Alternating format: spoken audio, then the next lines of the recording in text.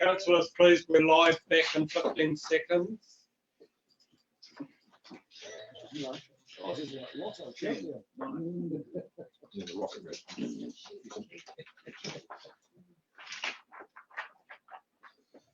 Thank you.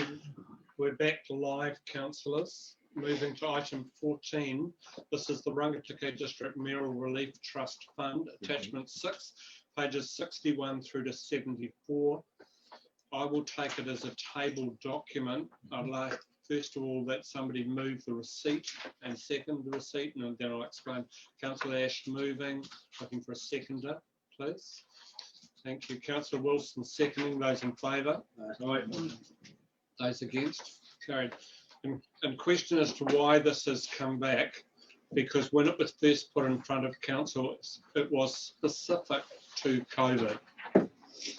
And the intention was always to have it as a trust fund that could also sit there for future events. So at the moment, what would happen is that it sits there with named trustees, and it can be used, fired back up in terms of the future welfare aim, so that the direction around welfare has not changed. Literally, it will sit there. I have put in, I think, 2,500 myself. Is that right? It's about that. So it just sits there with that sum of money in, and council has given support to the trust fund, which, if needed, could be called upon. I did ask MPI, and they considered funding quite a significant sum of money. Their answer is, at the moment, they don't see the need. And I approached them over the snow and drought situation, especially in the northern areas. They have funded some of the other areas, but they've declined that amount of funding for us at the moment. So take that. I will move that the council adopts the revised Mayoral Relief Trust Fund to allow for assistance with any disruptive event, etc. So move. Councillor Wilson seconding. I think I've explained it enough. Any questions? All right, I'll put it to the vote. Those in favour? Aye. Those against? Carried. Thank you very much. That moves us through to item number 15. Cost 14. Sorry? 14. Okay. Yeah, there's been a renumbering. Yeah, so we'll go by what's on the screen. I'll go by what's on my screen in front of me, working on the theory that it's easier for me to be correct that way. Item number 15, costings to incorporate a changing room at the Bulls Community Centre update. An update will be provided at the meeting. This is a consequence of a motion put previously to council. Mr. Benedict, would you like to take us through it? Thank you, Your Worship. Yes, so what we've done after the request came in, I spoke to the architects. I asked them, what do we need to do to consider this? They mentioned to me that it is quite a tricky space. There's drainage, there's the fire water tank, there's the ramp. And he was also saying that a space like this comes with quite a bit of its own kind of regulations. So I said, on the back of that, could they please put a proposal back to us as to how much that investigation would cost? So it sounds like we might involve quite a lot of disciplines, and they'll come back to us and say it'll be about this much. And I think, depending on how much it is, we might then bring that back to council. And then secondly, we found a person that's managed a theatre for 12 years as a professional. And we thought it would be quite smart to take a person such as that through the building with whomever wants to join and let them advise us. People that have managed these things know what to look for and give us some guidance. And I think both those pieces of information, if I could bring that back to council, would have a lot of value. And we can then decide what happens next. So effectively, this is just a placeholder for our information. Is that correct? So the as I see it then, that the recommendation still sits that a report will come back to council. Is that correct? Yes. Councillor Dunn, you put that motion on the floor. Are you happy, or is there anything you want to question around that? The only thing I'd like to add to that is maybe taking the user groups that had previously used the hall, like the schools, both Clifton and Bull School, the Heidi, well, the Bulls and District Community Trust that usually put on like Wearable Arts, those sort of users to go through to see what they think. Is it usable? Is it not? You know, for them, because it might be quite different how they see it to a professional. Yes. I have raised that as an issue with staff, and it was agreed to in terms of the principals and board chairs and Heidi and the principal users. Subsequent to that, the principals of the schools, yes, and I know them both quite well. The person I think would be very helpful to go through there is for the teacher that actually does put on the productions, because it's not usually the principal. okay. Thank you very much. Can I ask for your advice, Your Worship, openly? Yes. So I just talked to Mr. Bernardi. I think the point you raised about seeking an invite for principals to look at the Bull Centre is very different to what I believe Councillor Dunn is asking for.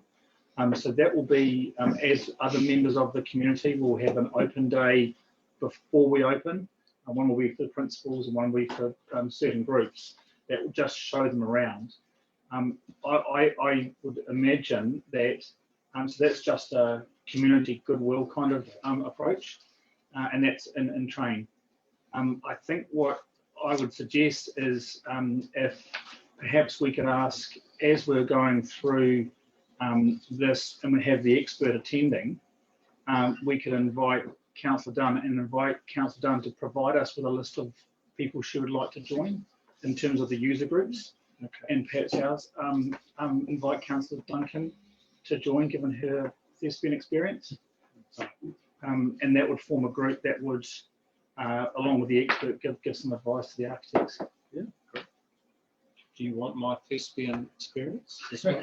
If you'd like, Your Worship. It's past. You have no idea.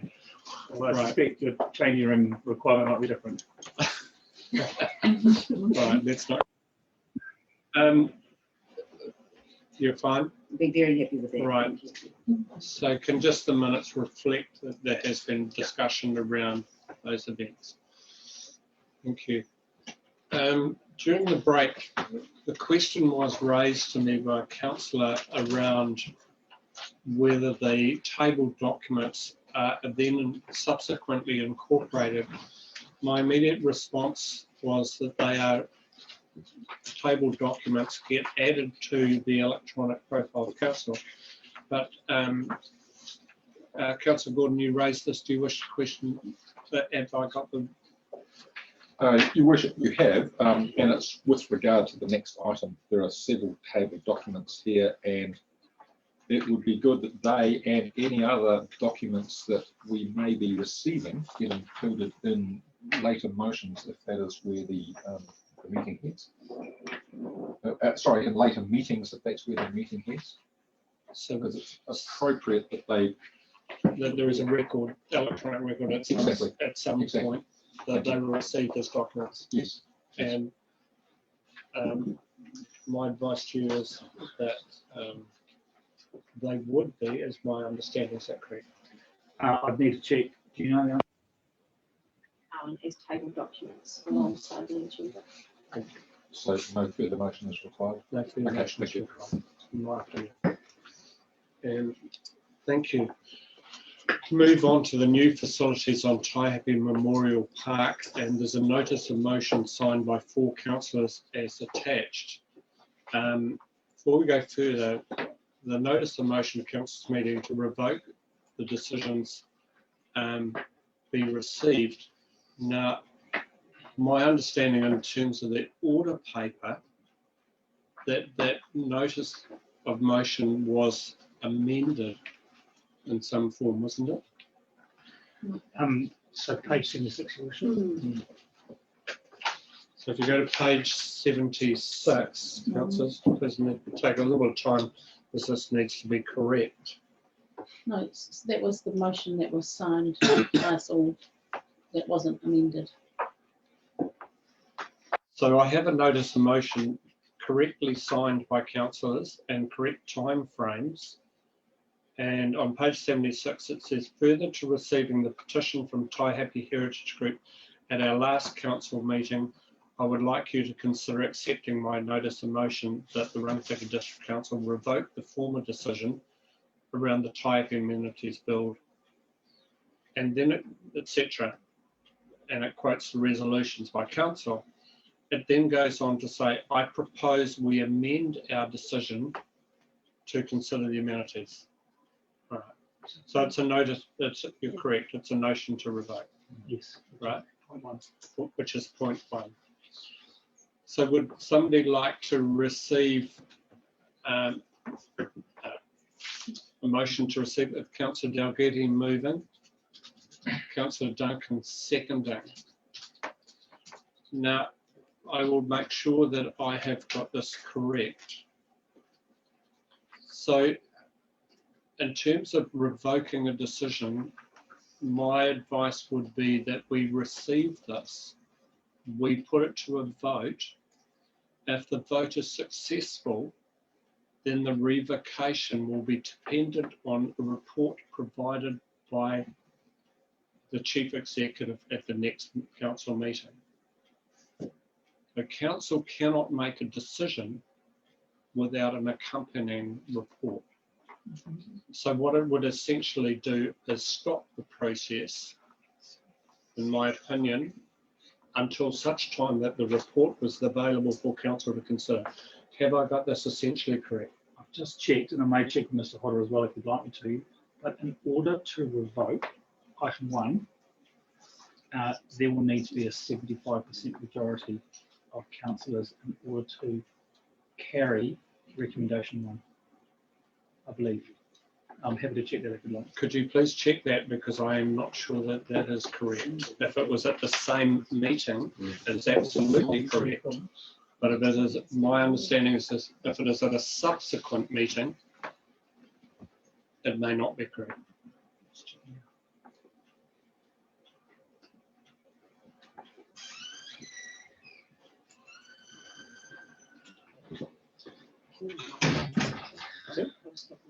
Yeah. Councillor Gordon, Can we have other questions in the interim while staff clarify this? questions around process, certainly. Yeah, okay, so if the notice to revoke today is passed, does that mean that we have to then pass another motion at a future date, taking into account the Chief Executive's report, which is recommendation number 2? How does this work? That is my understanding. Right. So the way I see this working is if the motion is to revoke, then that is dependent really on a report in the future as to what happens. That we then need to reconfirm with a subsequent motion. That's as I see it.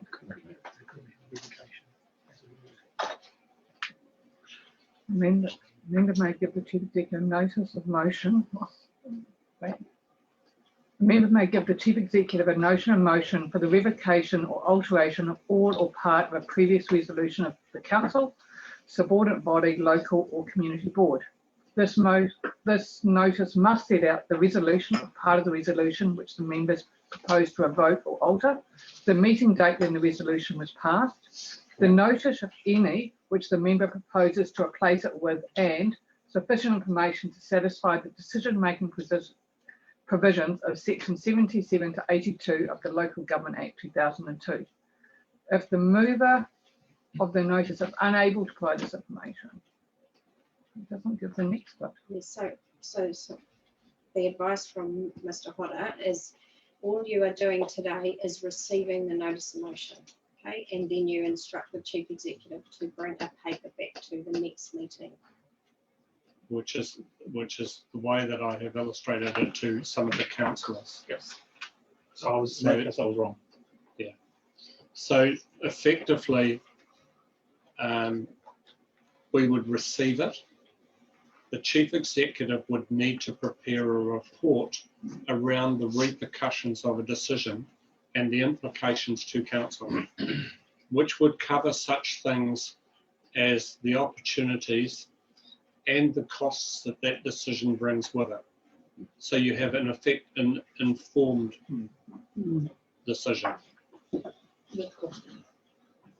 Is there anybody questioning that as a process? So the motion would be to receive it. Staff, is that how you see it? That's how I see it. That's how I've explained it earlier, and I've got sidetracked for a minute. Right, because the motion was signed, I suggest that it is moved, and we have it Councillor Dalgety, Councillor Duncan be received. I'll put it to the vote. If it is not received, then nothing happens. The status quo position continues with the bill. Does everybody understand that?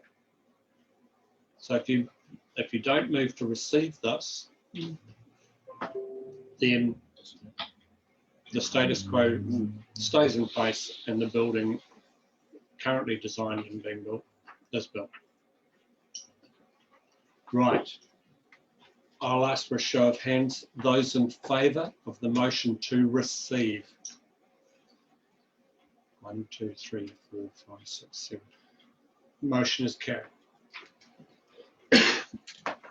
Is there anybody that wants to record a vote against or for?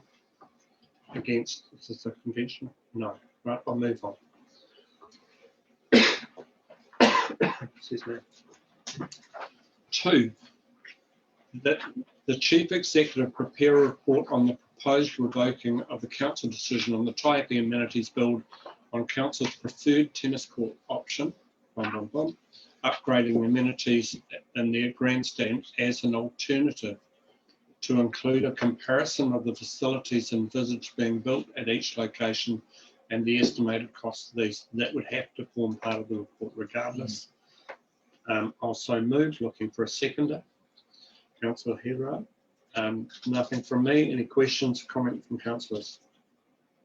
Councillor Dalgety. I just also would like the chief executive please to consider the possibilities with what might happen in the bowling club in terms of opening up a loo, maybe a shower in that facility. In lieu of having the whole amenity block. Opening up or providing for those services. Yeah, providing for those services, yeah. Right. Do you see that as a cost that, in terms of the budget, A versus B, do you see that cost as being listed against, for instance, if it went to the grandstand, then that is the opportunity cost that has to be faced regardless? I see it as providing the service that the public want in that part of the grounds. We need to have a very clear understanding. That's why I'm sort of labouring the point as to the direction we're giving to the chief executive here. That's all. Councillor Gordon. Your Worship, I fully support the chief executive preparing this report, because I think it's absolutely fundamental that we are fully informed. And I think this process since the what do you call it, with all the signatures on it? Petition. Thank you. has arrived here. I think there's been a lot of misinformation from all sides, actually. I hear where Councillor Dalgetty is coming from, but in all honesty, if she wants to go there, then I think we need to go back to the park users, and we've got submissions today, and there's submissions on the electronic order paper, and I suspect there are more in the pipeline. So it could get really messy. I think we should leave the chief executive to do the grandstand site and tell us all the implications, like long-term plan, like upgrading, like heritage, like earthquake, the whole 9 yards. And then we can make a decision, yes or no. So my understanding would be that the chief executive would be focusing around the economic costs of the decision and the timeframe considerations as well. In terms of who voted and supported what, that's a council decision.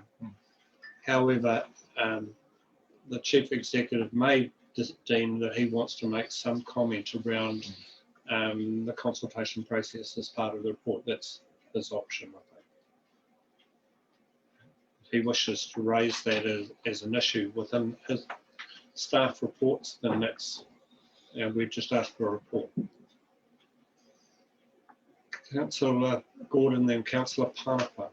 Okay, so my second question, it's really a clarification question.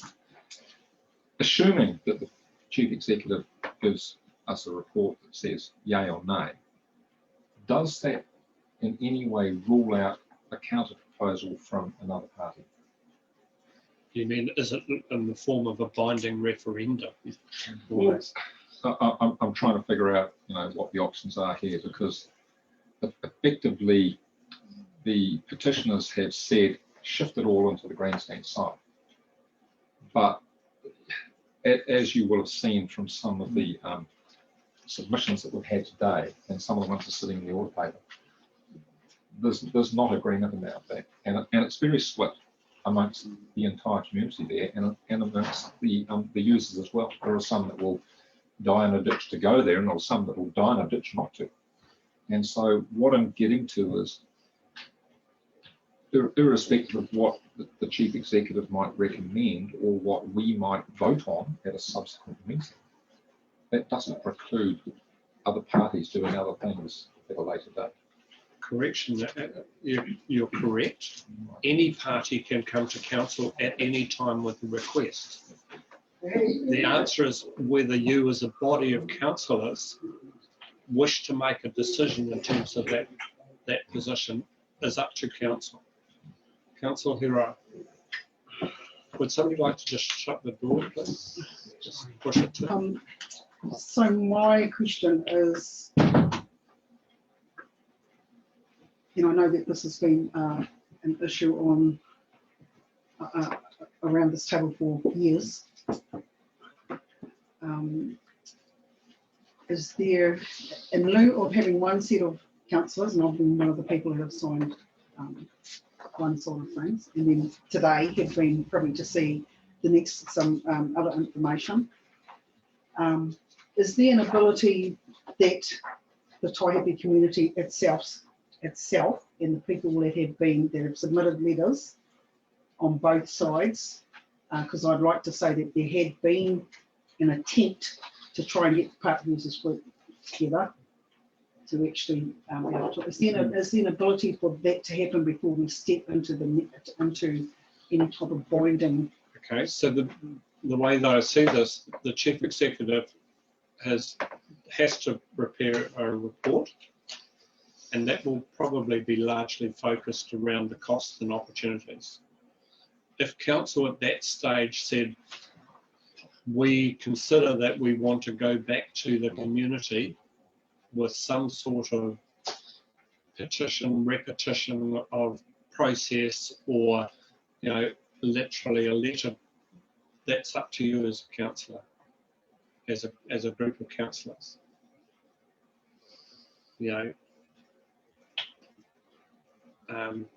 That's all I can advise you on. The decision sits within this room. as to whether you approve or not approve, and the process that you intend to use to make that decision.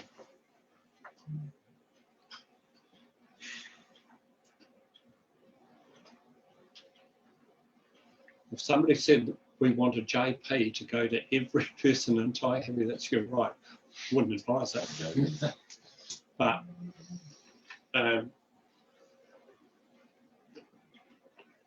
any further questions around process?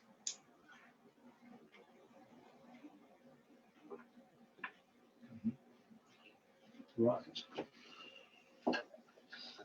So I'll put it to the vote. Those in favour? Aye. Those against? Carried. Now, the next section, a statement to the Mayor and Councillors signed by voting members of the Taihape Community Board supporting the view, the Heritage Trust, along with a letter from the Taihape Community Trust is attached. This is just really the reception of this. Would somebody like to move the reception of that letter? Councillor Dalgety, Councillor Hira, I think this is absolutely given. I'll put it straight to the vote. You are receiving correspondence. Unless you wish to challenge it as correspondence, then so be it. Any challenge? I'll put it to the vote. Those in favour? Those against? Carried. That the letter from Les Clark, the chair of the Taihape Community Development Trust, be received. Has everybody got a copy of that letter? There's a few looks around the room to say that you haven't received that. It's in the order paper. Right, would somebody like to so move? Councillor Wilson moving, seconded Councillor Ash. Put it to the vote. Those in favour? Those against? Carried. Thank you very much. Moving on to item 16, Taihape Squash. This is the deed of lease variation request. Attachment 8, pages 79 through to 87. Would somebody like to move the receipt of the report? Councillor Gordon moving, Councillor Hira seconding. Do you wish to speak to it? No, Just receiving it, put it to the vote. Those in favour? Those against? Motion is carried. Thank you very much. We've got a question on procedure. Sorry. A procedural question? No, I just concerned that we're not. Well, the tabled letters haven't been received. We clarified that. They automatically become part of. So the You've specifically noted the one from Mr. Les Clark. Do you want to specifically note the rest? Yeah. I saw them as part of the report because they're attached to the report. Oh, okay. Right, then, Take it, no, your worship. thank you. So, My apologies, Councillor Gordon. Shouldn't pick it up. Councillor Wilson seconding it. Put it to the vote. Those in favour? Those against? We need to type in what they were referring to. Thank you. sorry for that. Thank you. No, it's my fault. Item 16, Taihape Squash deed of lease. We have received it, and this is the council's support of variation of the Taihape Squash Club deed of lease for an area of 280 metres. It would be useful if somebody moved it, so we're speaking to a motion. Councillor Dunn, are you so moving? Councillor Duncan, you're seconding. Those in favour? Right. You really want to jump in there without discussion? yeah, we need Are you happy to do that? Is there any questions of the report or any? I'd like to make a comment. If I may. Yes. So Because it's, you can be speaking to the motion. yes, quite happy to do that. As chair of the Park Users Group, I went visited this club last Thursday night, and sat down and had a good chat with them. And I'm fully supportive of the motion.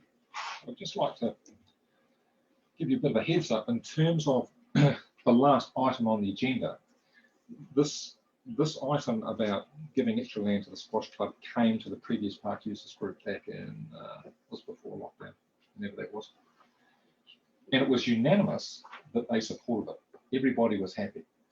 I've got to say that if the previous motion to revoke the park build had been on the agenda before this, it wouldn't have gone through. So, because everybody was, the park has been very unanimous and stuck together, but now the wheels are starting to come off.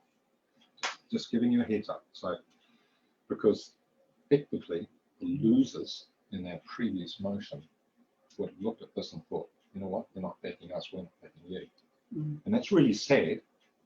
Yeah, I'm getting, verging on a point of order here, okay, so be I careful. still please. support this going through. Okay. It's a good concept. It really is. I'm just giving a heads up. Any other speakers to the motion? Sorry, Councillor Dunn, I should have gone to you first. I apologise. No. Any other? Councillor Belsham. Thank you. This report that's been provided today is far more comprehensive than what came to the council previously. And we were being asked to make a decision on a huge lack of information. So I'm really grateful to the staff that have put this together. I think it's been excellently put together report. It gives us a really clear understanding of the piece of land and the consequences for that land being taken over and what the park staff will utilise in the future. So thank you for putting that together. It makes it a lot easier to make a decision, and I'm in favour of Yeah, thank you very much. Any speakers against this? No. Are you happy, Councillor Dunn, if I put it straight to a vote? Those in favour? Those against? Carried, thank you. 3, that a report be provided to council at its August meeting. Should we change that to?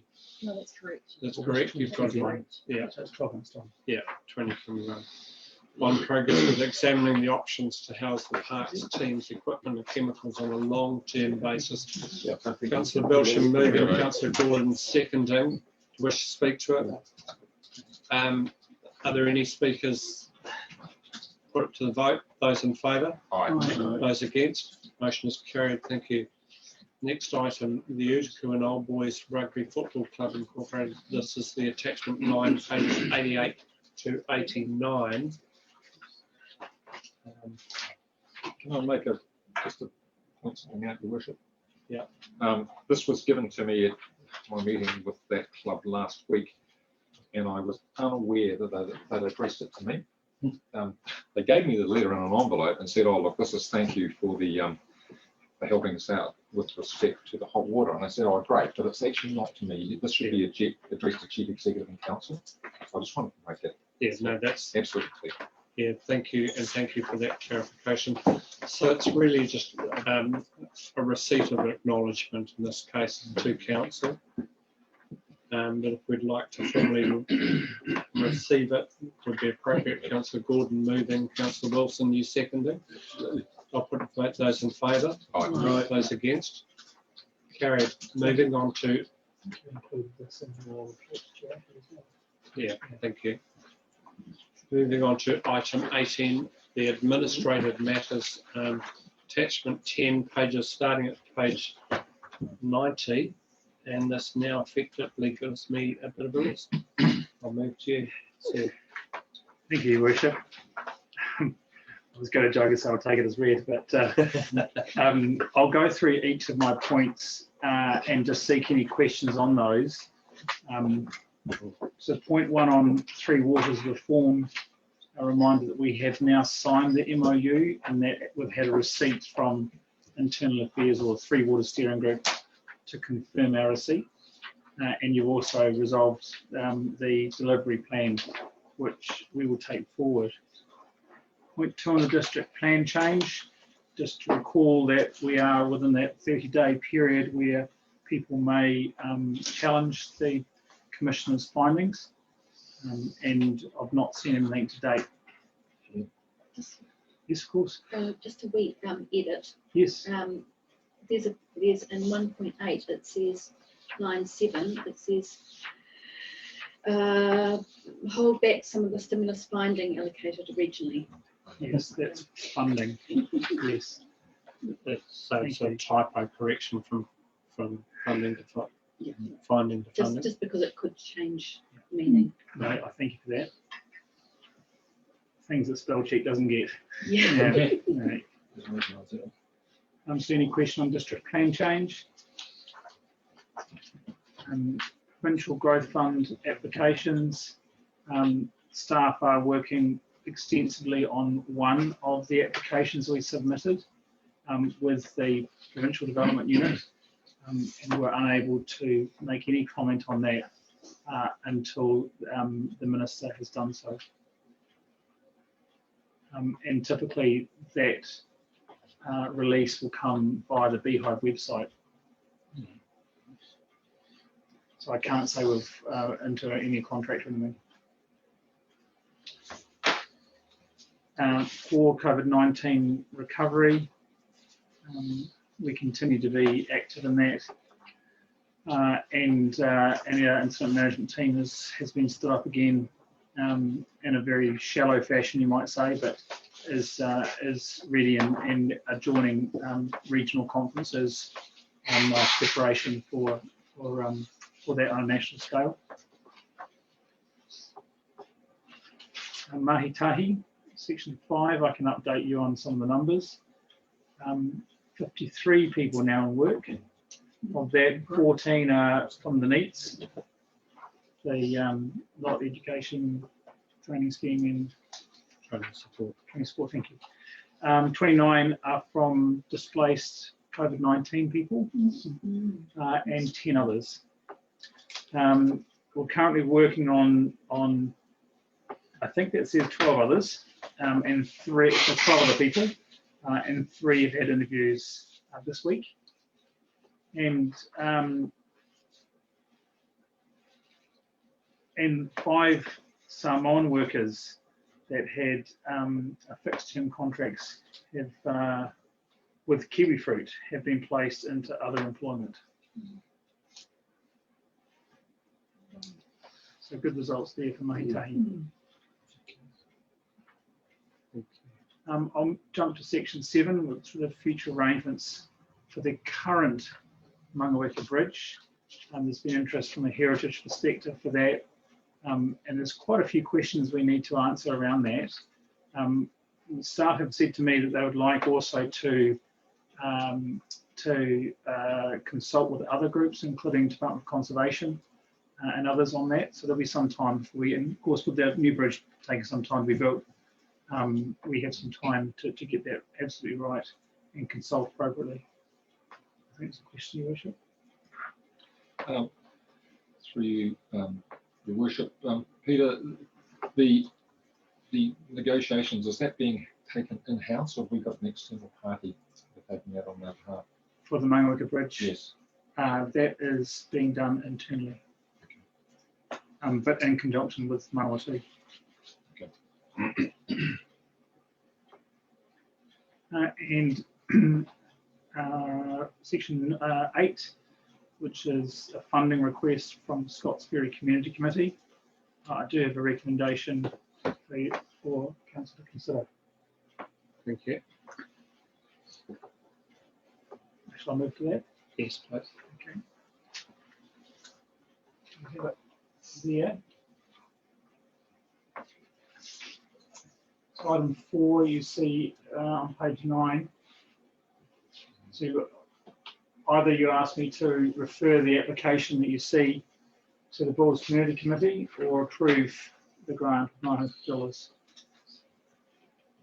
Councillor Dunn, are you, or are you just waving? I would like to suggest that they approve the grant. So, Councillor Dunn, you're moving approves the grant of $950 for the purchase of the replacement DFID battery and to assist with skip bins for the beach cleanups, correct? The sum of $950.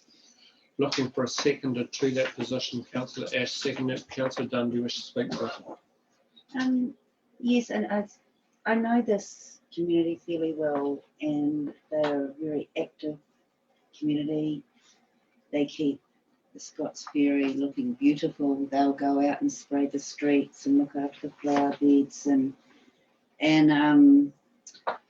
I think this is for the work that they do to keeping that wee village looking as lovely as they do, and not asking council to do this sort of thing. It's a small price to pay to help them along in this regard. Councillor Dalgety, you wish to speak to it? I just concerned that there's a number of defibs throughout the region, and are we setting a precedent that council will pay for batteries whenever they need to come up across the region, is my concern. Yeah, I mean, to be honest, I was a little bit surprised that the battery needed to be replaced twice within a period of 6 years. Maybe my one at home has been replaced more often. I don't know. Councillor Gordon, I'd like to ask a question of Councillor Dunn. will allow that. Jane, the DFID, is that primarily there for the use of the Scottsbury community, or is it effectively a point of first call for the beach? Pretty much, yes, I would The agree latter. with that, the latter, yes. Well, I know the community does use it, but I know if there's been a problem at the beach, it's very accessible when they have used it for that as well. Thank you. They have used it. Councillor Belsham? Yeah, I'd speak in support of this motion. Scott's Ferry don't have, as the report says, don't have a specific community committee, so they don't actually receive funds from their community members, such as some other communities within our district.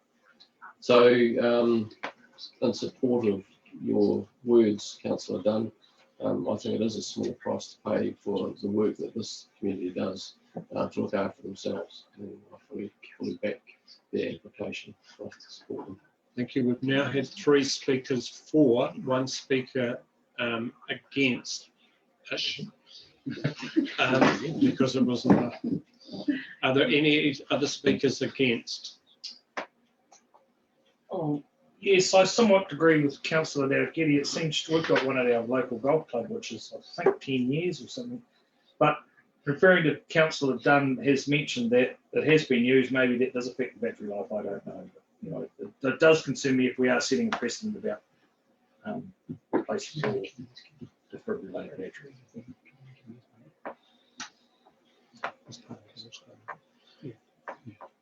Just a point of clarification, they're eligible for community funding as part of the board's community funding. So they're included as part of that wider group.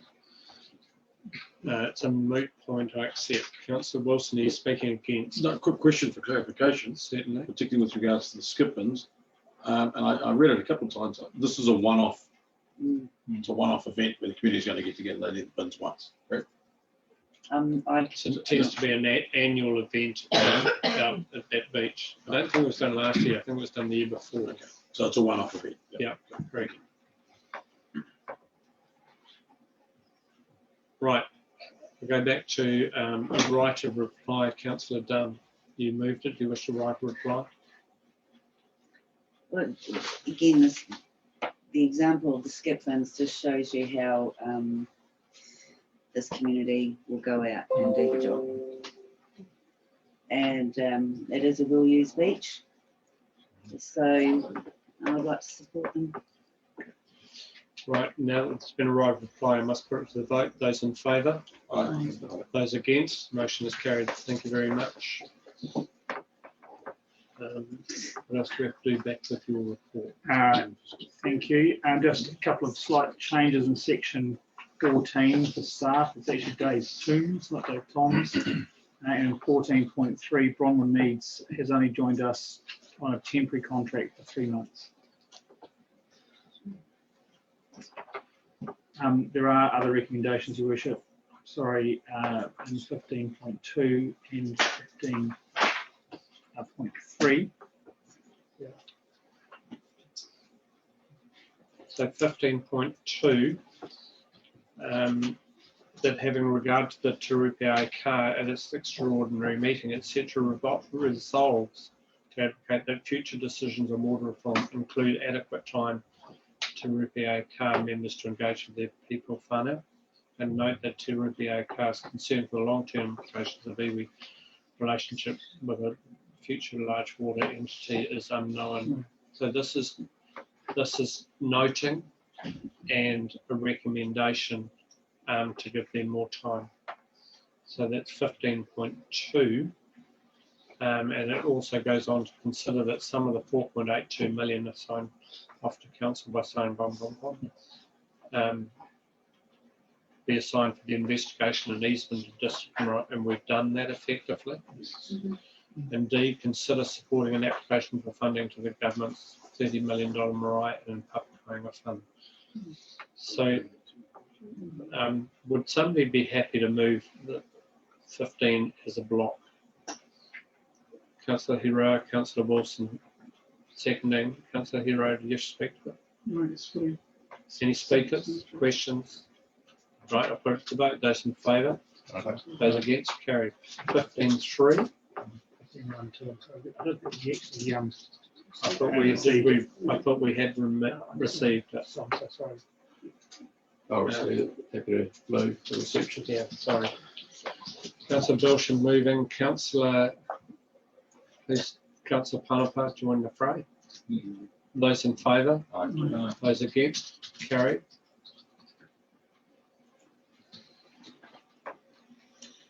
And we've got another one to do, haven't we?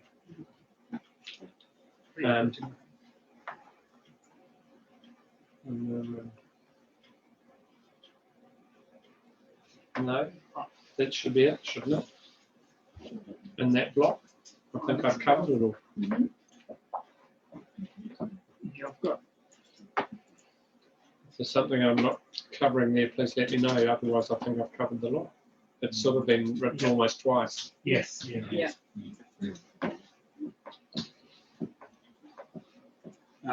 Just point of order, Your Worship, that item 3 is a request to council to agree to investigate Mariah. That's actually separate from the other one. One was the recommendations come from Treasury OK, I believe. The other is a request to council, i.e. through the Chief Executive, to follow that up and consider supporting the location. Is it? Are they are two different things? Yeah, yes. You would think that they should be moved separately. Yes. All right. And this That's is which case 3A. I would move. You're happy to move Yes. 3A Yes. and B. B. Yes. Right. Councillor Wilson moving. Councillor Hu seconding. Councillor Carter seconding. Then everybody's happy with the intent here, I'm sure. So I'll put it to the vote. Those in favour? Those against? Carried. If I've got the process right, just divvy the names up a little bit. There's probably a technical term for that. I can invent a technical term, but I'm sure. Moving to item number 19, the top 10 project status, August 2020. I welcome Mr. Benedy to the table. Attachment 11, pages 112 through to 120. I have questions as well.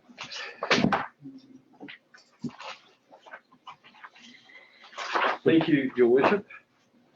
Would somebody just like to move receipt of the report first? Councillor Hero, Councillor Carter, those in favour?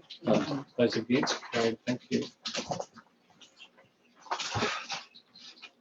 I think I would suggest that I do what I normally do, and we'll just step through them one by one, and we'll just see if there are any questions. So we'll start with the Malawika Bridge. Any questions on that one? No. Very good. Number 2, Martin Balls wastewater project.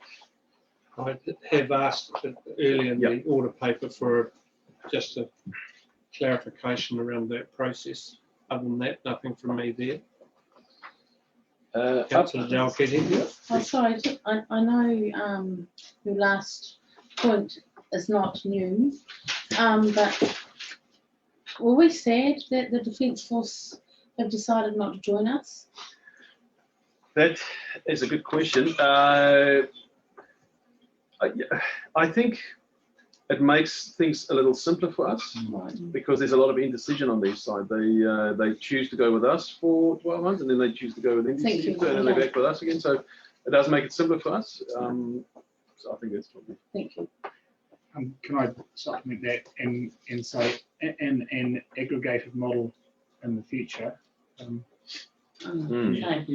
Good point. Okay.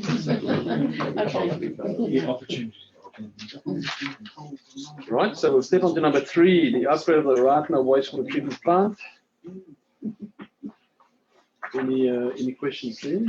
Did you want to give a quick update on where we're up to with the consultant and the different classes of land? That's a really good idea.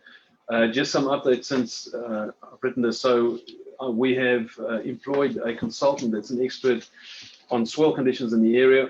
There really are 2 pieces of land that potentially could be available as options. The second portion of land only became available or to our attention very recently.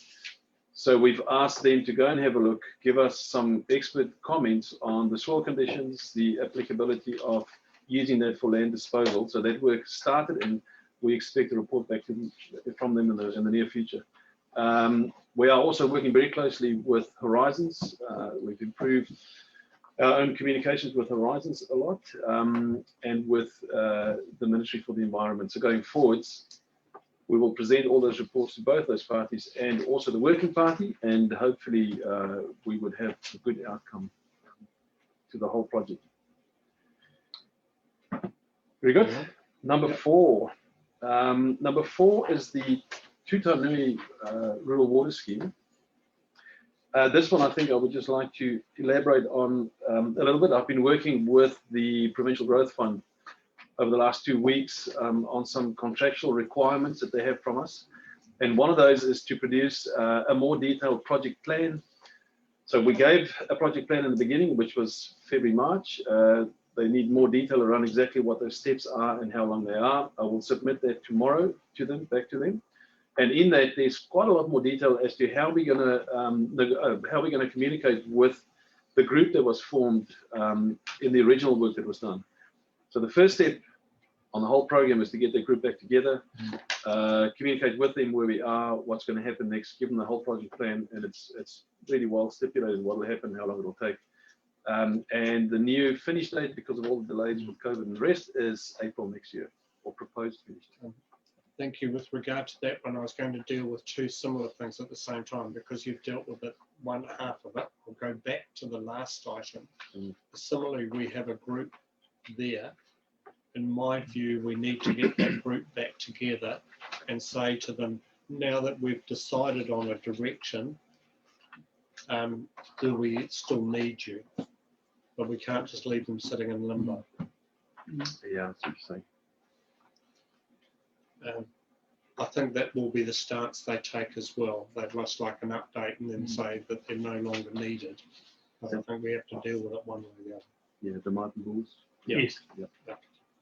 Sorry to make you go back. I was going to deal with both of those together.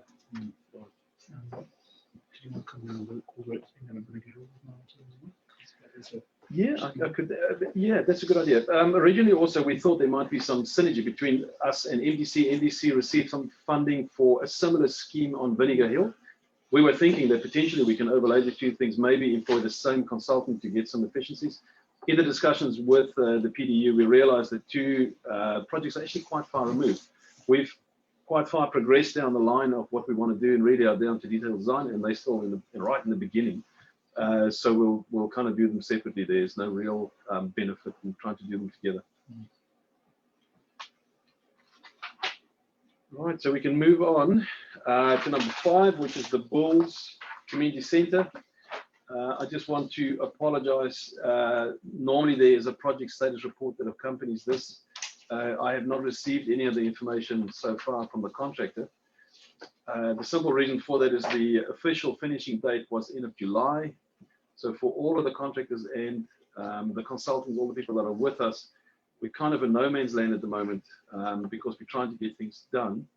And it's not under contractual relationships anymore. So it becomes a little bit more difficult to get the information out of them. So there is no update on that status report. Can I just suggest that there's a slight amendment to the Bulls Multi-Purpose Community Centre, and that there should be an insertion of a bullet point. Oh no, it's there. Sorry, I must have missed it when I was reading it last night. Forget that. Okay. This is about the whole for further consideration. My apologies. Carry on.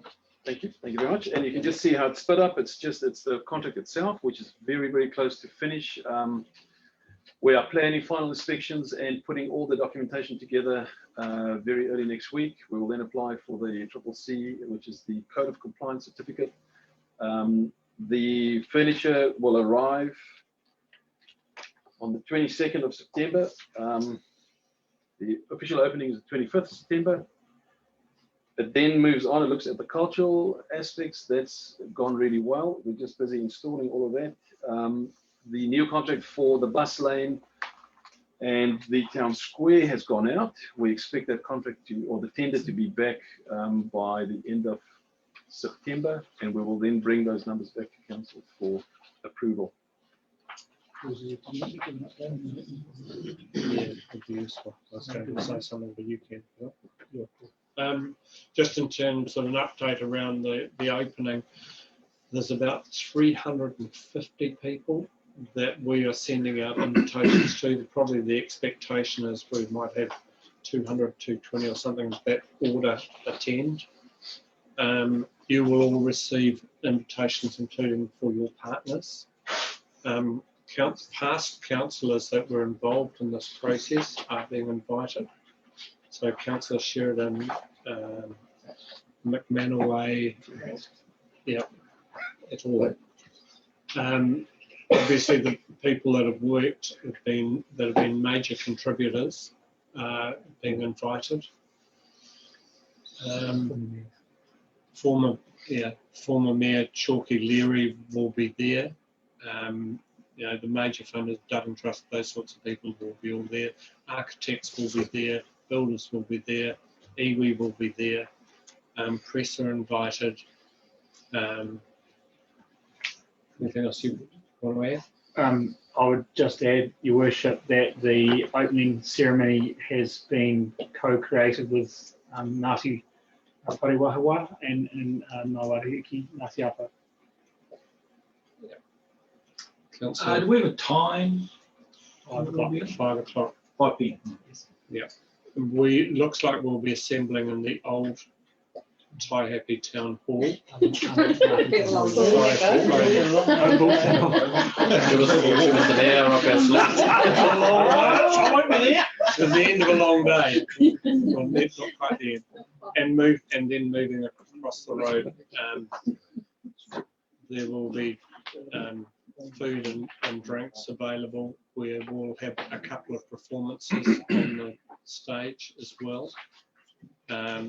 Senior Defence Force people have been invited. So there's a fair number. Horizons have been invited.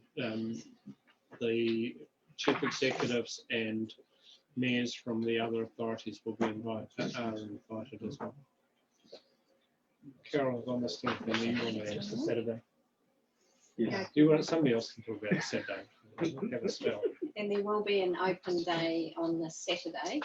I think that's 10 till 2, and there'll be a whole lot of activities for children as well as adults can listen to performances outside, inside, and we're going to also run the time lapse. So the one that we've been, the recordings that we've been doing, those time lapses. So we're putting that together and doing a show to show the whole time lapse up until the opening, and also the Walton Street House. They'll cycle through both of those as well.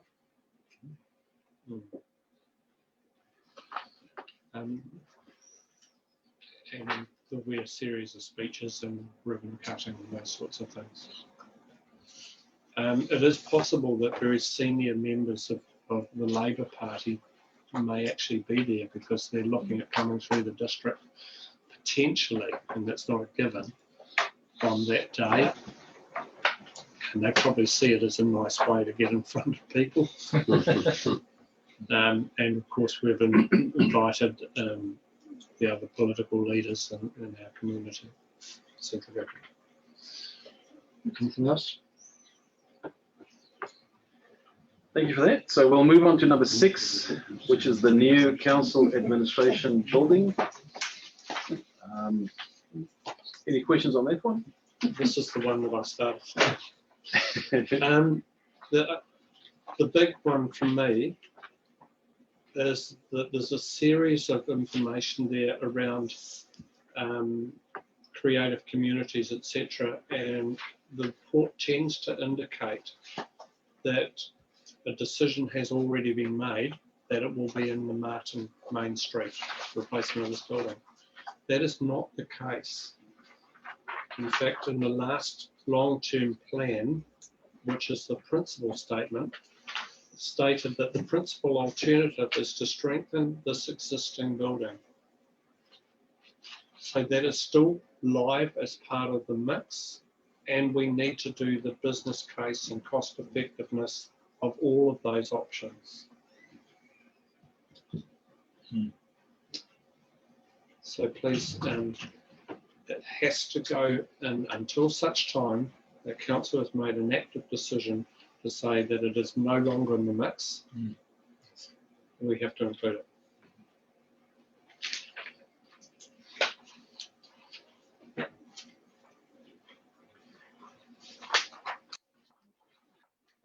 So we look at number 7, Taipi Memorial Park development.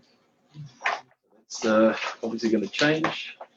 At the moment, we have got the architects working on the concept design that was approved by all the user groups, including a 3D walkthrough. So I would have to potentially put a stop to it. Pause.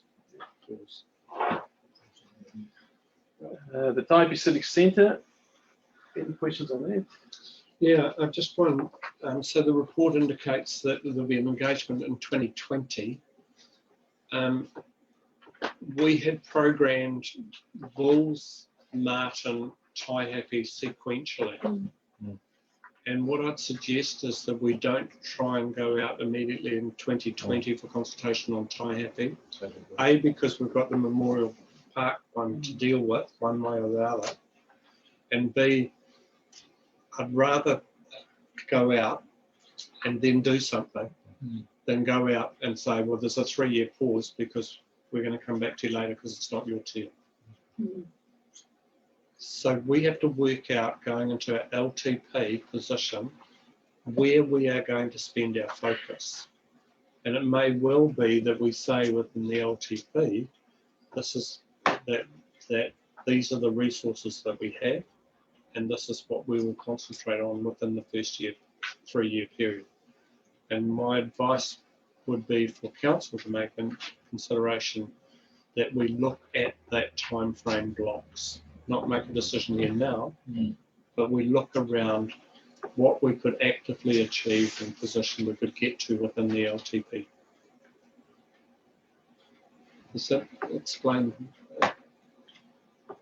Councillor, Your Worship, I completely support your stance. Not only is it really important to give the right message to the public, it's also pretty important to give the right message to our Chief Executive, because he's having to plan workloads and time and staff and all that stuff, because these are big chunks of work. They really are. They're probably, and with respect to the Martin build, it's probably the most important thing that we as councillors will do in our council trees. And around that long, vital. Yeah. I also bear in mind that Taihape will face not only the Memorial Park one, but the community will be faced with a lot of discussion, I'm sure, about the school rebuild. You know, because there's a fair amount of discussion in Taihape about where that building should occur. They're going to be overloaded. That's it from me with regard to that. Number 9 on the list.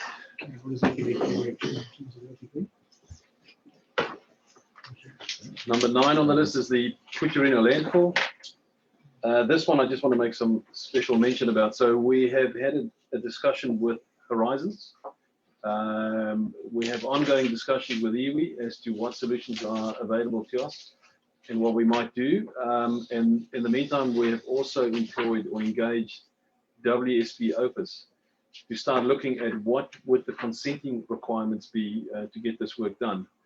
One further thing's happened since this is negotiations with the 2 possible service providers will start pretty shortly to see exactly what we're going to do, what will be included, what would the contract look like, and when can they potentially start. So things will move along with this fairly quickly now. Also, just on the point, I think it's important to mention that we are in the process of recruiting more project managers for Rangitikei as a council. So this is over and above the stuff that we pass on to MDC as our shared services provider. It is the out of the ordinary projects like this one, like the things that will come in from the Provincial Growth Fund, from all kinds of other avenues that comes at us that needs to get done. And because we've been short on resource, it has been quite challenging to spend enough time on all of them. So we're quite close to the end of that process, and once that happens, we'll have quite a different view on these projects, and I suspect a lot of them will move along a lot quicker. On that point, we actually will be employing 4 project managers, all of which are funded in the next month, I would guess, both on the ISSP, the rail yard and Yortu. That's right. So yeah, it's quite a gap in our capability, and now it's going to be, it relieves a lot of Arno's pressure. It's like putting a supercharger on the engine. It's going to be ugly. Yeah, so I'm very excited about it. A lot quicker, yes. Right, so the last one on the list is the subdivisions. I think really the only one worth mentioning is the last one, the Bredon's Line. I have received word back from the consultant that's been looking after the consenting requirements. Part of that work is to do a large hydrological assessment of the catchment to determine which of the rules we might have to apply for in the consent, and that's come back very positive, which is a relief, and that means we can now progress to apply for a consent to get some work done. So I've commissioned that work, and hopefully that will happen this side of summer. Would somebody first of all like to move the recommendation we receive the reports? Councillor Belch and Councillor Dalgety, those in favour? Aye. Those against? Carried. You already did that. Yeah. Sorry. Long day. Right. I'll do the minutes then. I'm working on 3 different sheets here. I'll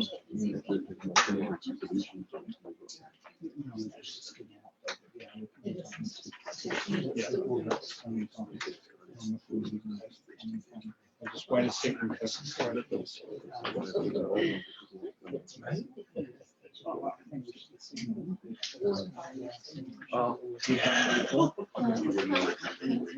I may, Your Worship, just 2 more comments on these subdivisions. Yes, I've got one as well.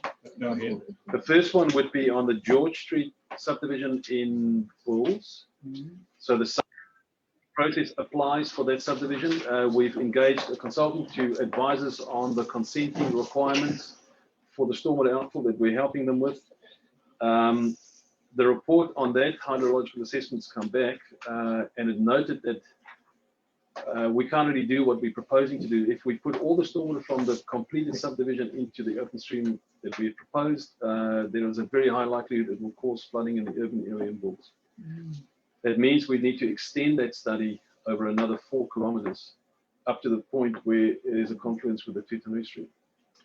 It will complicate things, and it will cost a substantial amount of money additional to the original scope. Where were you intending to put the water to initially?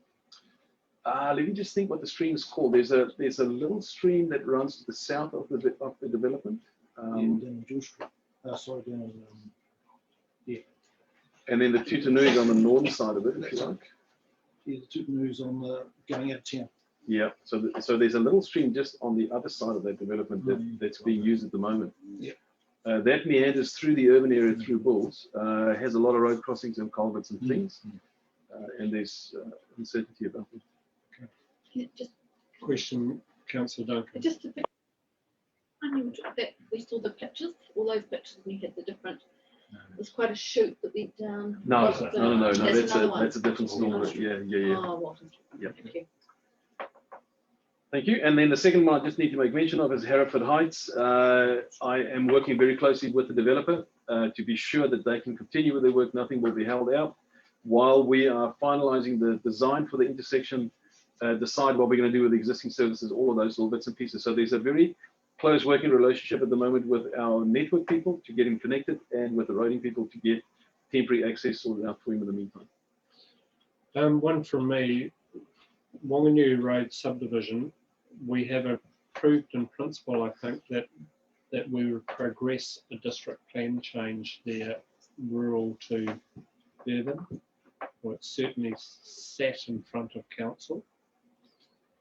The question I'd ask is, I raised it in the long-term plan workshop this morning, is should we be preparing a body of work around subdivisions and the requirements for rural property size as part of the discussions around that long-term plan? And if we do, we need to put something together towards that position now. I'm just concerned that if we're going out for a long-term plan consultation and speaking to Group A about the long-term plan, and then subsequently we go back and re-engage with them about a district plan change, the message gets confusing and the workload becomes significant. I would like, where possible, that we do both together. So we look at implications we need. Councillor Wilson. Actually, to support what you're saying, but just to make comment that Wanganui Road is not the only one. There are a number of other indicators which would indicate further subdivisions which are not even on this list here, and inquiries are being made. And I think we do need to facilitate with as much speed as we can to have these discussions in there. And if it means getting it into the long-term plan preceding a district plan change, we should do it all as much as possible, because there are a number of other sites. Yeah, I agree. Because across the whole district. Because we're in a public arena here, we need to be careful about this is noted on Wanganui Road. So I'm just saying there are potentially others. Just as which there are others, yes. Councillor Belsham.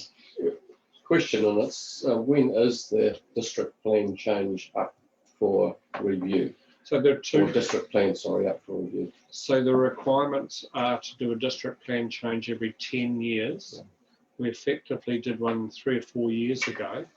So it's relatively new, but doesn't mean that you can't do what's called a revolving district plan change, where you look at some aspects within the district plan as a block, and then you look at other aspects within the district plan as a separate period. That's the common way that AA tend to be done nowadays. Councillor Gordon. Just to back up your comment, Your Worship, I think we did a block of work at the beginning of the last triennium, because I remember it coming through policy, and then prior to that, we did a full change about 4 years prior to that. It was before the training before. If Mr. Hodder was sitting over here, he'd be about here by now. It was 7.5 years so ago. my acknowledgement, Mr. Hodder,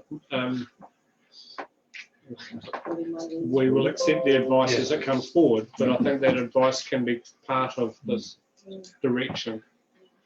Right. Jackie, he was calling us. That's it from me. Right. Thank you. You received that one? Third time, yes. Sorry. I got hassled because I've received it twice.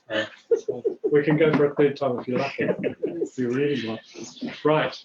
Moving on to the minutes and recommendations of committees, attachment 12, pages 121 through to 170. We've also had others received. 3 table recommendations as part of table documents. Would somebody like to move those received as a block? Yeah. Councillor Belsham, Councillor Carter, no speaking to it. Questions? Right, I'll put it to vote. Those in favour? Aye. Those against? Motion is carried. Thank you. We have some recommendations. The first one from Terubia Carr, that we sign the memorandum of understanding somebody could move that, we've already done it in effect. Yeah. But if you want to be, Do you want to? perhaps we know, technically, we just inform them that that has happened rather than moving and seconding. So the next one, that the following recommendations, audit and risk, that they've all been dealt with, haven't they? Right. Audit and risk 015. The Audit and Risk Committee recommends that Council request the other territorial authorities. That has been done through the Chief Executive. So again, we notify them to that action. 4, so it's a notification 1. 4, Bulls Community Committee meeting. This one's live. That the Bulls Community Committee recommend to Council that they investigate with Horizons installation of rubbish bins at the picnic area on the Bulls side of the Rangitikei River, noting the need for continued maintenance of the bins and the removal. So it's just adding them to the cycle. That you wishing to move, Councillor Dunn? Seconded, Councillor Hero. Do you wish to speak to it, Councillor Dunn? It was only brought up at the meet at Bulls Community Committee that gets very messy down there, because they do understand if there is a rubbish tin there, of course, it has to be serviced and cost around that. But it is a well-used area, especially in summer, and it can get quite. The only question that I face around this one is if you put a rubbish bin in a remote area, then people fill it and then see that as the dumping area. So the rubbish gets piled up all around it, and we see this elsewhere. But that's their recommendation. We're prepared to support it. Any further discussion? Councillor Carter. Against. Against? We haven't got a vote yet. Oh, sorry. But you can speak to it. Actually, as you were saying, that was noted last time that there were bins down there, and also that the bins ended up in the river. Yeah. Along with the posts that they were on. That is my concern regarding it. Right, I'll put it to the vote. Those in favour? Do I get a? Sorry, right or reply? You can have it twice. Yep, go ahead. Yes, it does happen. Well, that used to happen, but the problem is at the moment it just gets dumped all along the river. Okay. Yeah. Put it to the vote. Those in favour? Those against? Motion's carried. Thank you. Next one, again from Bulls Community Committee, recommends to Council to purchase and install 2 dog litter bag dispensers and strategically place them around the Bulls domain, and to fund them from dog registration.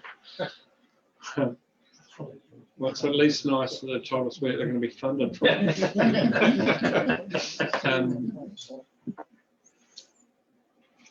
Somebody want to move? Ooh, we've got a stony silence here. Councillor Dunn, are you moving? Seconding. Councillor Carter. Councillor Dunn, do you wish to speak to it for the first time? Again, we've got the dog club down there at the domain, and a lot of people do walk their dogs down there. So this is how it's come the trouble of their deposits left behind.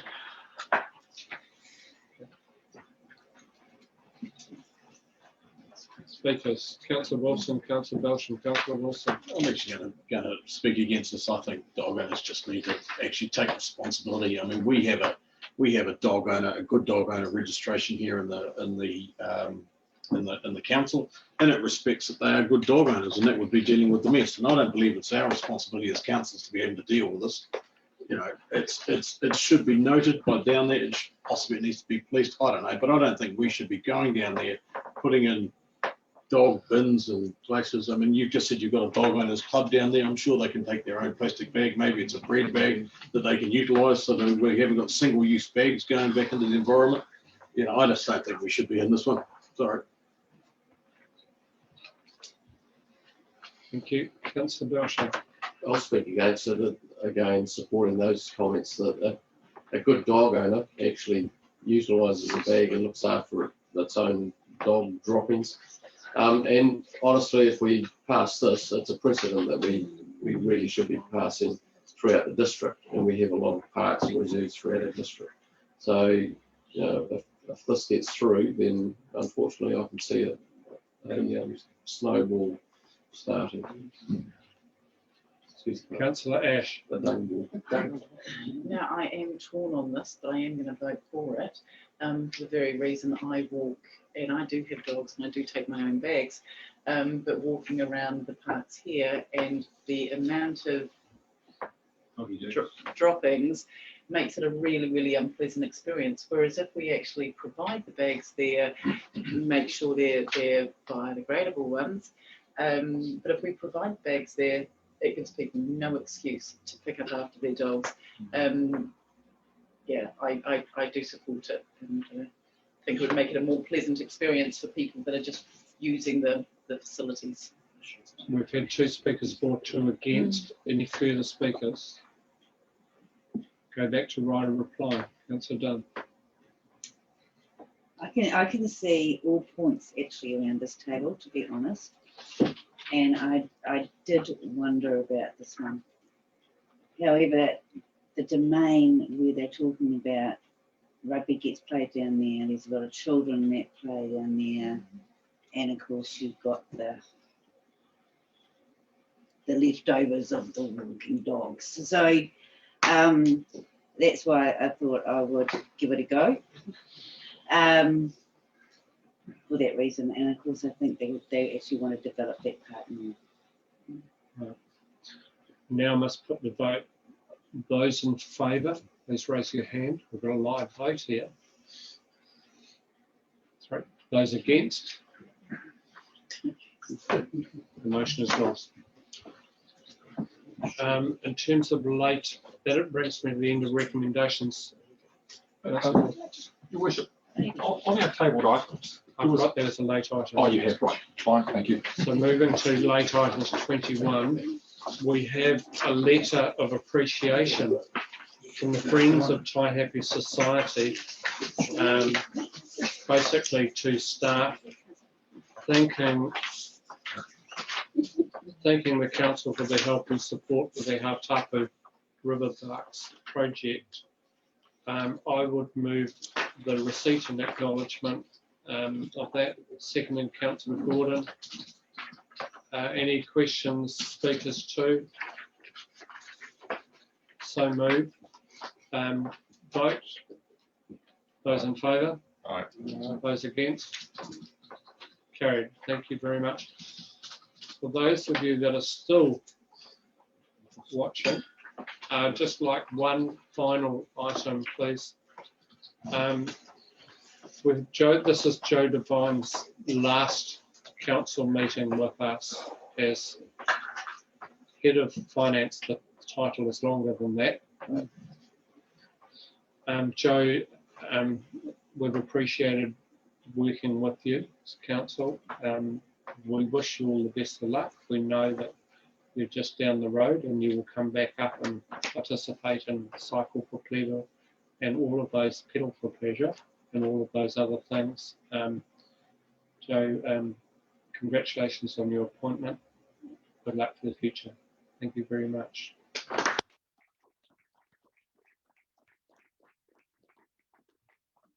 Do you wish to say anything? I mean, I just think, yeah, I've really enjoyed, it hasn't been long in the district, but you know, I did have my 50th year before I actually was working here. It's a beautiful district. It will always be something that's really important to me, and especially all the support that I was given this time last year with Mum passing away. It really showed what the council is and what the people in the council are and what it actually means. So thank you very much, and it won't be the end of me. We'll also miss your dogs.